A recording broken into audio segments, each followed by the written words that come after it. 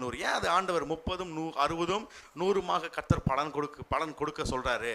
நல்ல நிலத்துல விதைச்சது எல்லாம் எப்படி இருக்குமா? 30, 60, 100மாக பலன் கொடுக்கும்.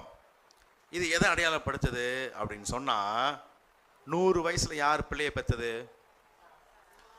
யாரு? சாராள். சரிங்களா? அவனுடைய கணவர் பேர். யார் மூலியமா குழந்தைய பெற்ற? ஆபிரகாம். ரொம்ப முக்கியம். கணவன் ரொம்ப முக்கியங்க. சரிங்களா? ஆபிரகாம் ரொம்ப முக்கியம். அப்போ ஆபிரகாம் 100 வயசுல அவன் குழந்தை 99 தான், ஆனாலும் முடியுது. சரிங்களா? அப்போ 99 வயசுல கர்த்தர் பேசுறாரு, 100 வயசுல அவன் பிள்ளையை பெற்றுக்கொண்டான். அப்போ 100 கர்த்தர் எப்போ அழைச்சார் தெரியுமா? அவனை 75வது வயசுல கர்த்தர் அவனை அழைச்சார். அப்போ ஆபிரகாம் 75வது வயசுல அழைச்சதுக்கு அப்புறம் எப்போ பலன் கொடுக்குறான்? பலன் எது தெரியுமா? அவன் கிட்ட இருக்கிற சந்ததி உருவாது. அதான் பெரிய பலன். அவனுக்கு அதுதான் பெரிய குறையா இருந்தது. எப்போ எனக்கு குழந்தை பிறக்கும், எப்போ குழந்தை பிறக்கும், எப்போ எனக்கு ஏற்ற ஏக சுதனை நீங்க கொடுப்பீங்க, அதை கேட்டுக்கிட்டே இருக்கிறான். ஆனா கர்த்தர் சொல்றாரு, கரெக்டா கர்த்தர் சொல்லி அவனை அழைச்சி எப்போ பலன் கொடுக்குறான்னா 100வது வயசுல பலன் கொடுக்குறான். அதான் கர்த்தர் சொல்றாரு, நீ 100 பலன் கொடுப்பாய். 60 எதை குறிக்குது அப்படின்னா, ஈசாக்கு 40 வயசுல ரெபேக்காவை கட்டிக்கினான். 40 வயசுல ரெபேக்காவை கட்டிக்கினான்.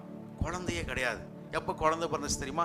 20 வருஷத்துக்கு அப்புறம். அந்த 20 வருஷத்துல அவன் என்ன பண்ணான்னு தெரியல, என்னென்ன பாவங்களை செஞ்சானோ, ஏன் கற்பத்தை அடைச்சி வச்சிருந்தா தெரியல. ஆனா ஈசாக்கு 40 வயசுல கல்யாணம் முடிஞ்சிச்சு.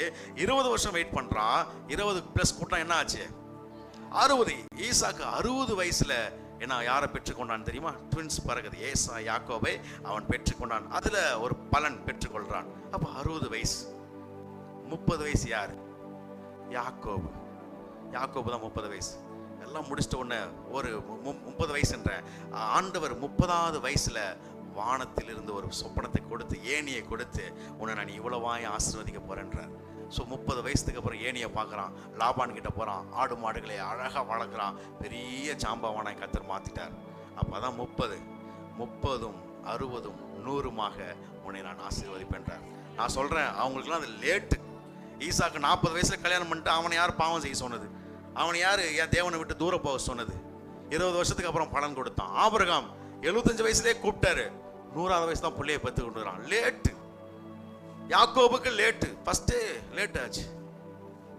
கர்த்தருக்கு 30, 60, 100ன்னு சொல்றாரு. அதுவே லேட்டுன்றார். நம்மளை பார்த்து சொல்றாரு, நீ உடனே கீழ்ப்படிஞ்ச வசனத்துக்கு நீ நேரா நீ காணிக்கை கொடுத்து நான் தசமாக செலுத்திட்டுனா நீ விதைக்க ஆரம்பிச்சிட்டேன்னா இப்பவே 30 இல்லை, 60 இல்லை, 100 இல்லை, அப்பவே உனக்கு நான் மகிமையை நான் உனக்கு செலுத்துறேன்றார். அதான் கிறிஸ்து சொல்றாரு, உங்களுக்கு குறைவுகளெல்லாம் இப்பொழுதே நான் நிறைவாக்குறேன், மகிமையின் ஐஸ்வர்யத்தினால் நான் இப்பொழுதே நிறைவாக்குறேன்றார். அதெல்லாம் லேட்டுங்க. ஆண்டவர் சொன்னது 30, 60, 100ன்றது லேட்டு. அவங்களுக்கு லேட்டாக கிடைச்சிருக்குது. ஆனால் நம்மளுக்கு அதை காட்டிலும் சீக்கிரம் தேவன் நம்மளுக்கு கொடுக்க ஆயிடுச்சு. அதுதான் கர்த்தர் சொல்றார், ஏற்ற காலத்தில் நீங்கள் அறுப்பீர்கள் அப்படின்னு சொல்றார்.